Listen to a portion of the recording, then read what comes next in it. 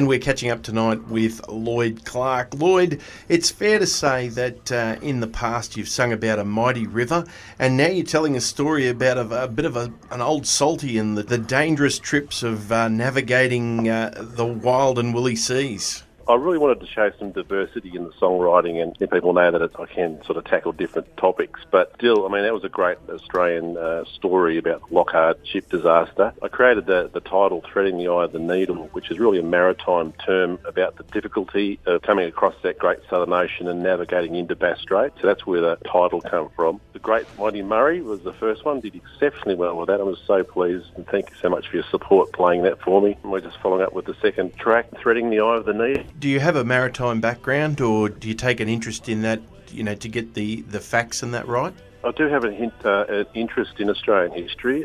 People have said that I'm a bit of a history buff. I mean, I love history and I love Australian history. And I find that I'm sort of sitting in that pocket at the moment. I've got some great ideas about Charles Kingsford Smith and a few other sort of iconic Australians. So there could be more stories or songs coming from that sort of vein. As a maritime sort of nautical person, not really, although Dad was an outboard engineer, a marine engineer, messing about in boats as kids and a young family, yeah.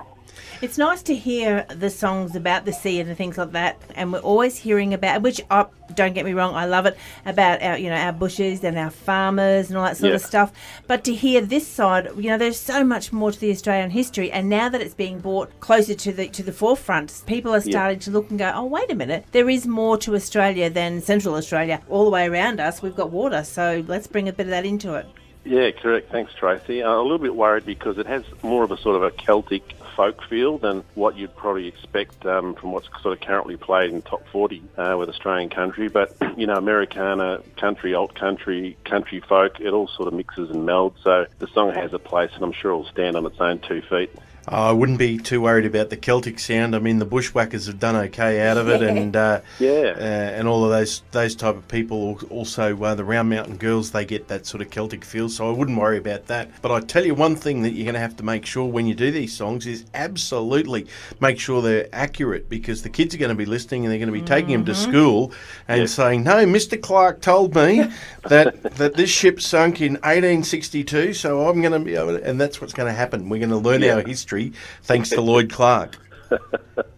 Well, I do put a lot of time into research, and when my wife and I were driving along that sort of weekend along the Great Ocean Road, it was Lighthouse Keepers Weekend, and that's where sort of I learnt the term threading the eye of the needle from a lighthouse keeper. But I took a great amount of care to read as much material as I could about the shipwreck. There was a lot of stuff that was sort of myth and legend of what really happened between Eva and Tom, the two only survivors of that wreck. Yeah, hand on my heart, that's historically it's accurate, yeah. You've got a lot lined up for Tamworth this year? The gigs are starting to sort of trickle in at the moment, so nothing sort of firm, but people just have to keep an eye out on my Facebook page, and as they sort of firm up, more will come to light. Leading this year out, there's quite a few house concerts now.